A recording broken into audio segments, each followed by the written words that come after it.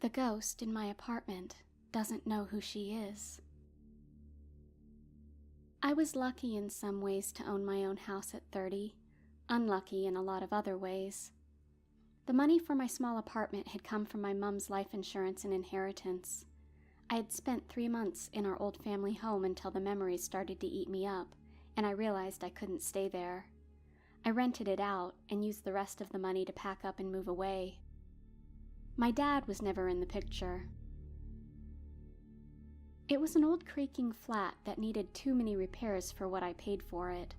I had taken it because it felt like it had been lived in. The furniture had come in the deal, and it was damaged but beautiful. My favorite piece was a big velvet armchair. The first day I moved in, I noticed a thin voice coming from the walls, and brushed it off as my neighbors talking. It was an old woman's voice, and it sounded like she was talking to herself, endlessly chattering. It was high-pitched, frantic, and anxious. I unpacked my clothes with my headphones in, her voice sometimes drifting in and out between the gaps in the music. I dug out my teddy bear, a fluffy but threadbare thing I had when I was a child. Without knowing why, I buried my face in its fur and breathed in. It smelled like home. The tears threatened to spill over my eyelids, and I blinked them away angrily. This was how things had to be. The first night was almost unbearable. The woman next door was alternating between banging on the walls and singing to herself in muttered, frantic tones. It was so loud. It felt like she was in the room with me. Eventually, it got too much for me, and I knocked on the door of the next apartment, waiting for the old woman to answer and trying to wipe the irritation off my face. "Hello?"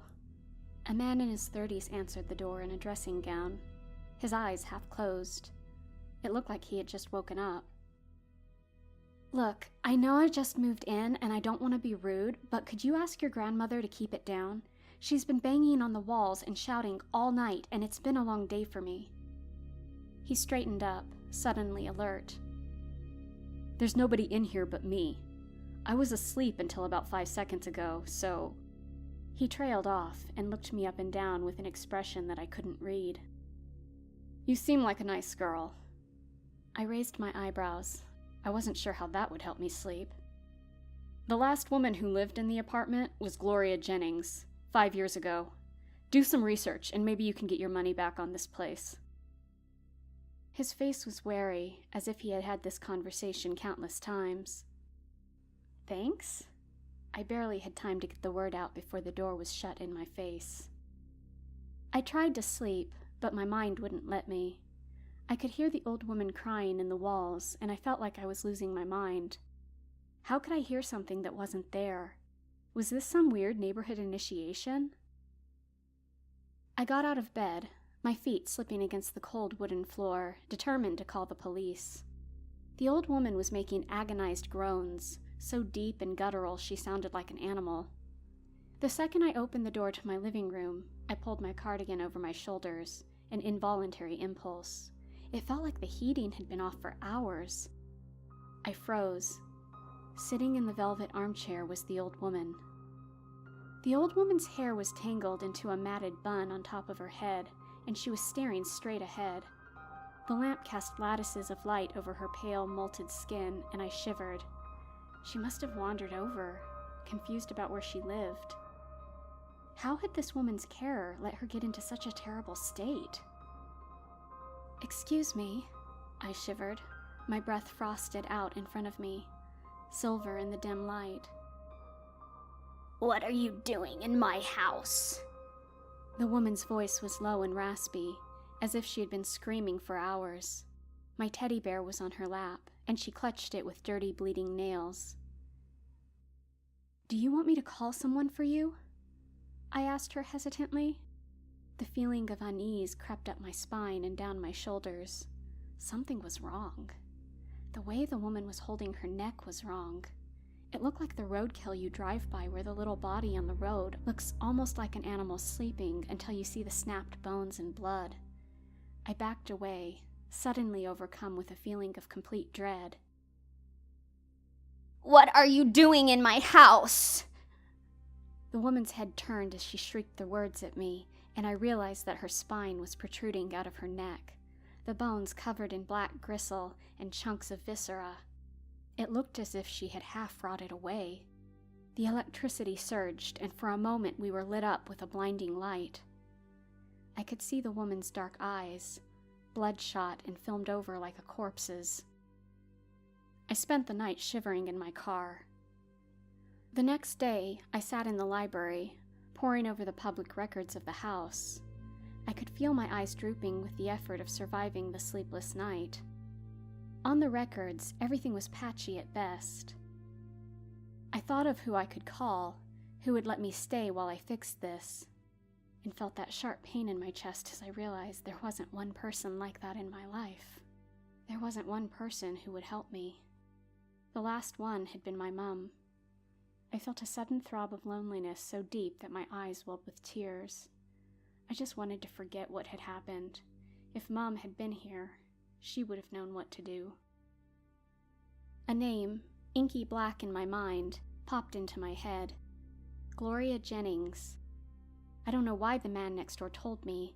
I knew he knew more than he was letting on. I considered going to visit him, but the thought of stepping foot in that building made me feel like I couldn't breathe. I typed the name shakily into the ancient public records, and a small strip of information lit up on the screen like a beacon. Gloria Jennings was found dead in her apartment on Thursday, the 6th of October. The 87-year-old died from trauma due to falling down the stairs and was suffering from the late stages of Alzheimer's disease. An investigation is being conducted in regards to the state of extreme neglect that Gloria was found in. I held my hands against my chest for a moment. I imagined an old woman, alone and frightened in her apartment, talking to herself because there was nobody else there to listen. I thought of the unbearable loneliness of lying there at the bottom of the stairs, waiting to die.